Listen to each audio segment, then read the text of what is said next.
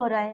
तो already already हमने दो श्लोका कंप्लीट कर चुके हैं, shloka number 1.1 and shloka number 2.7। तो मैं 2 मिनट में थोड़ा उसके बारे में बोलूं, फिर आज हम शुरू करेंगे 2.12। तो हम पहले क्या डिस्कशन किया था कि जो भगवत गीता होता है 1.1 में, उसमें क्या हुआ था, धृतराष्ट्र ने पूछा था कि जो युद्ध क्षेत्र है वहां पर उनके पुत्र और पांडु के पुत्रों ने क्या किया था।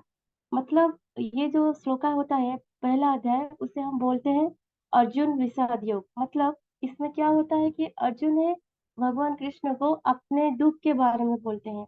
विषाद का मतलब होता है दुख। तो इसी पहला अध्याय में वो क्या है, उन्होंने क्या किया, युद्ध ना करने की कुछ रीजन बोले थे।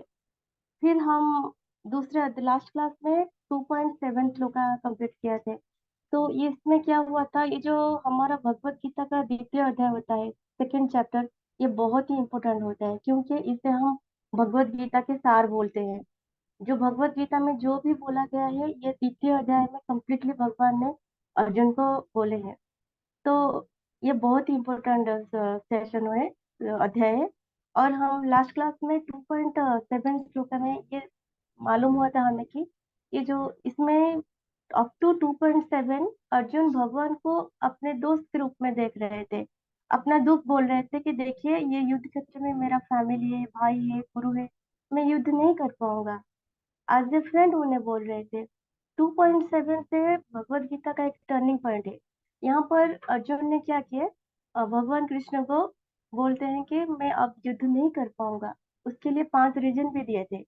और यहाँ से भगवान कृष्ण को वो अपने गुरु के रूप में स्वीकार किया है। तो ये जो 2.7 है, वहां से हमें एक लेसन सीखने को मिलता है कि हमारे लाइफ में बहुत सारा प्रॉब्लम होता है। तो वो प्रॉब्लम का सॉल्यूशन हम कैसे निकालें, इसके लिए हमें एक पारंपरिक गुरु चाहिए जो कि हमें अपने हमारे प्रॉब्लम में कुछ गाइड कर सकते हैं। तो आज हम पढ़ेंगे 2.12। प्रभु जी ने एक पीडीएफ फाइल आपको दिया था, ये अच्छा होगा अगर आप सब इसका एक प्रिंट आउट निकाल सके, ताकि हम सीरियली कितना श्लोका कहाँ कंप्लीट किए हमें मालूम होगा। तो मैं ये श्लोका भी शेयर करने जा रही हूँ।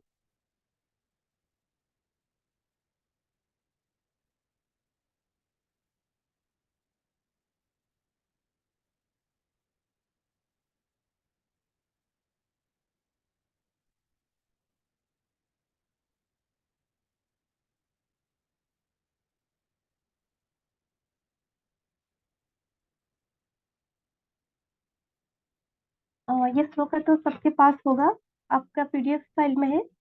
तो एक बार मैं बोलना चाहूंगी कि हम जब भगवत गीता का श्लोका बोलते हैं ना, थोड़ा प्रोनाउंसिएशन के ऊपर आप थोड़ा ध्यान देंगे, क्योंकि थोड़ा इधर उधर हो गया तो उसका मीनिंग अलग हो जाएगा।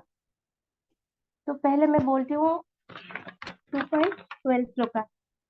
ना च वाहं जातु न तं, न त्वं नेमे जनाधिपः, न चैव न भविष्याम, सर्वे वयमतः परम्। मैं और एक बार ये श्लोका रिसाइट करता हूँ, थोड़ा आप प्रोनाउंसिएशन के ऊपर ध्यान दीजिए।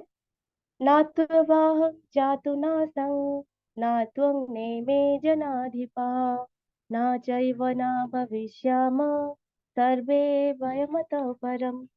तो ये श्लोका में इसका ट्रांसलेशन में पढ़ती हूँ। ऐसा कभी नहीं हुआ कि मैं ना हो या तुम ना रहो, अथवा ये समस्त राजा ना रहे हो, और ना ऐसा है कि भविष्य में हम लोग नहीं रहेंगे। तो ये श्लोक यहाँ पर क्या होता है, भगवान बॉडी और सोल के बारे में अर्जुन को समझा रहे हैं। अर्जुन ने युद्ध ना करने के लिए 5 रीजन दिया था। वो पहला रीजन में क्या था, कंपैशन। अर्जुन भगवान को बोले कि ये मेरे सामने मेरे दोस्त है, मेरे गुरु है, मेरे भाई है, मैं इन्हें किससे कैसे मार सकता हूँ, तो मैं तो हत्या करी हो जाऊंगा। हत्या करना तो बहुत पाप होता है, तो मैं ये युद्ध नहीं करूंगा। तो यहाँ पर भगवान कृष्ण अर्जुन को समझा रहे हैं कि देखो, ऐसा नहीं था कि पहले मैं नहीं था या तुम नहीं थे या ये समस्त राजा नहीं थे। पहले भी मैं था, अब भी हूँ, और भविष्य में मैं रहूंगा। तुम भी, और अभी पहले भी तुम थे, अभी भी हो, और भविष्य में तुम रहोगे। ऐसा बोलकर वो ये समझा रहे हैं अर्जुन को, तो देखो सामने जो तुम देख रहे हो युद्ध क्षेत्र में, जिन्हें अपना भाई, गुरु, दोस्त ऐसा समझ रहे हो ना, वो पहले भी थे, अब भी है और भविष्य में भी रहेंगे। तो क्यों तुम अपने आप को उनका हत्याकारी समझ रहे हो? युद्ध करना तो तुम्हारा कर्तव्य है, तुम युद्ध करो। और ऐसा बोलकर वो क्या उनको मोटिवेट कर रहे हैं युद्ध करने के लिए। एक्चुअली यहाँ पर एक हमें एक बात समझ लेना है कि ये जो हमारा भगवान अर्जुन को बॉडी और सोल के बारे में समझा रहे हैं, आगे हमें थोड़ा अच्छे से श्लोका में समझ में आएगा। पहले मैं इतना बोलूंगी कि बॉडी और सोल क्या होता है। आप सबने कार देखे होंगे, कार तो चल रहा है मगर चला कौन रहा है? उसका ड्राइवर। तो वैसे ही हमारा ये जो शरीर है, हमारा शरीर कैसा, ये शरीर अगर हम जो कार है उसे हम शरीर समझेंगे, तो कार के अंदर जो ड्राइवर, जो कार को चला रहा है, वो होगा हमारा आत्मा। तो यहाँ ये जो श्लोका में भगवान बोल रहे हैं कि देखो ये आत्मा जो होता है, तुम इनका शरीर का मृत्यु होगा मगर आत्मा का नहीं, तो तुम हत्याकारी नहीं हो। यहाँ पर और एक बात है कि अगर मायावादियों के बारे में सोचेंगे, मायावादी किसे बोलते हैं? जो माया के कब्जे में फंसे हुए हैं, मतलब भगवान को नहीं समझ रहे हैं। तो मायावादी क्या बोलते हैं? बोलते हैं कि जब हमारा मृत्यु होता है, हमारा आत्मा क्या होता है? एक शून्य में लीन होता है परमेश्वर के पास। मगर यहाँ पर क्या होता है, भगवान कृष्ण ने समझाया कि जब आत्मा का मृत्यु होता है वो कहीं पर लीन नहीं होता, वो दूसरा जन्म लेता है अपने कर्म के हिसाब से। अगर ऐसा नहीं हुआ तो आप थोड़ा आप भी सोचिए, कोई जन्म लेता है तो कोई गरीब के फैमिली में जन्म लेता है, कोई धनी के फैमिली में जन्म लेता है, कोई बड़ा नेम फेम स्टेटस सेलिब्रिटी के फैमिली में जन्म लेता है। कोई मोटा होता है, कोई पतला होता है, कोई गोरा सा सुंदर सा होता है, तो कोई दिखने में उतना सुंदर नहीं होता। ये क्यों? क्योंकि हमारा जन्म होता है, हम लीन नहीं होते। तो और एक बार भी मायावादियों के प्रभुपाद ने ये श्लोका में मायावादी का एग्जाम्पल भी दिया है। बोले हैं कि और एक बार वो नहीं सोचते कि भगवान कृष्ण जो भगवान है वो हमें, वो साधारण मनुष्य ने समझते हैं।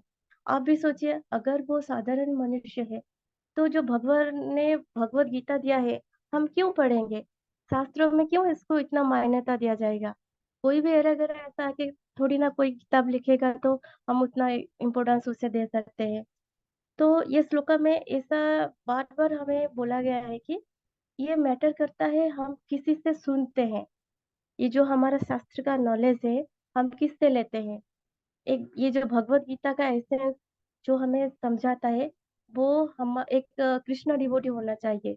हमारा जो गुरु परंपरा का सिस्टम होता है उसमें आना चाहिए, वरना हम भगवत गीता को नहीं समझ पाएंगे। इसमें से एक अच्छा सा एग्जाम्पल भी दिया है भगवान ने। अ, तो सॉरी, यहाँ पर एक अच्छा सा एग्जाम्पल दिया है। क्या है कि हम बाजार से हनी का बोतल लाते हैं, हनी का टेस्ट कैसा मालूम होगा? ये स्वीट है, सल्टी है, कैसा है? जब हम इसको टेस्ट करेंगे, उसको टेस्ट करने के लिए उसका ढक्कन खाने की, खोल कर हमें खाने की जरूरत है। अगर बंद ढक्कन में बोतल के ऊपर से हम चाटेंगे तो हनी का टेस्ट तो मालूम नहीं होगा ना। तो वैसे ही ये जो भगवत गीता है उसका सारांश है, अगर हमें समझना है तो एक कृष्ण डिवोटी जो गुरु परंपरा के सिस्टम में आया है, उनसे सुनकर हम ये गीता का सारांश पढ़ सकते हैं। अगर मायावादियों के बारे में उनका कुछ सुनेंगे तो क्या हुआ, हम भक्ति नहीं कर पाएंगे। और भक्ति ना कर पाए तो क्या होगा?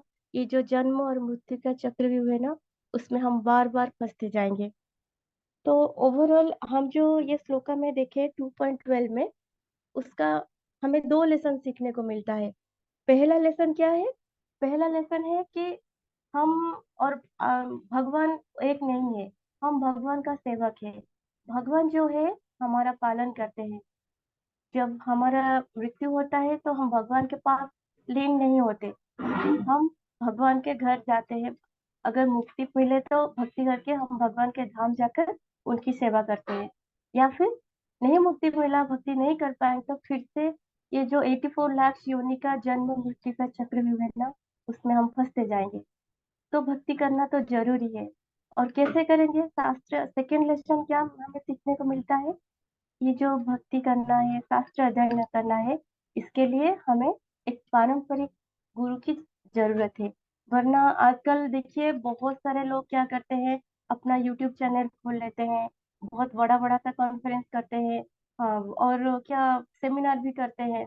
वो क्या करते हैं, वो अपने हिसाब से बोलते हैं, जो शास्त्र में लिखा है नहीं बोलते।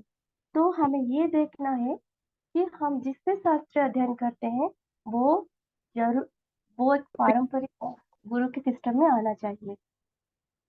तो यहाँ पर हमारा खत्म होता है श्लोका 2.12। हाँ हाँ, थैंक यू माता जी।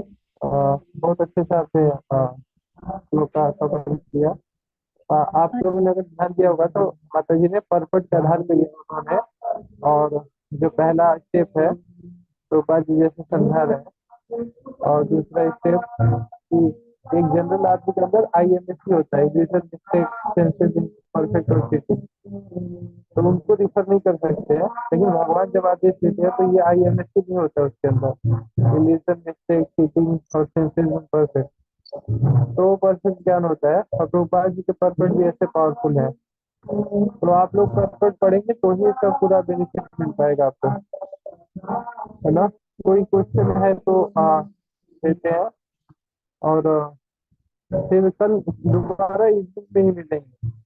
मॉर्निंग में क्लास को कुछ टाइम के लिए अभी रोकते हैं और इवनिंग में कंटिन्यू करते हैं। ठीक है। जी प्रभु जी। नेक्स्ट फ्लो का क्या है माता जी? नेक्स्ट फ्लो का 2.13 है 2.13। ना? जी देहिलो प्रभु जी। अस्मिन् यथा देहि। हाँ, देहिनोस्मिन यथा देह। हाँ, देहिलो अस्मिन् यथा देहि योगम्। तो कल का टेक्स्ट है तो आप एक बार उसको, आज का टेक्स्ट जरूर पढ़िएगा 2.12। कोई क्वेश्चन है तो पूछ लीजिए, और यहाँ पर मैं करते हैं डेली 10 मिनट इसलिए रखें कि डेली पढ़ना थोड़ा इम्पोर्टेंट है, बेहतर करने के लिए 1 घंटा पढ़ना, है ना।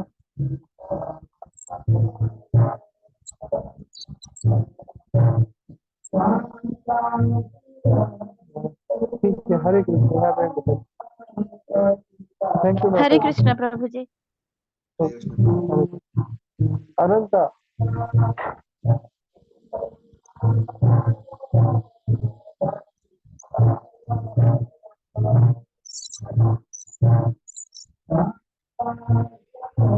हिंदी माता जी।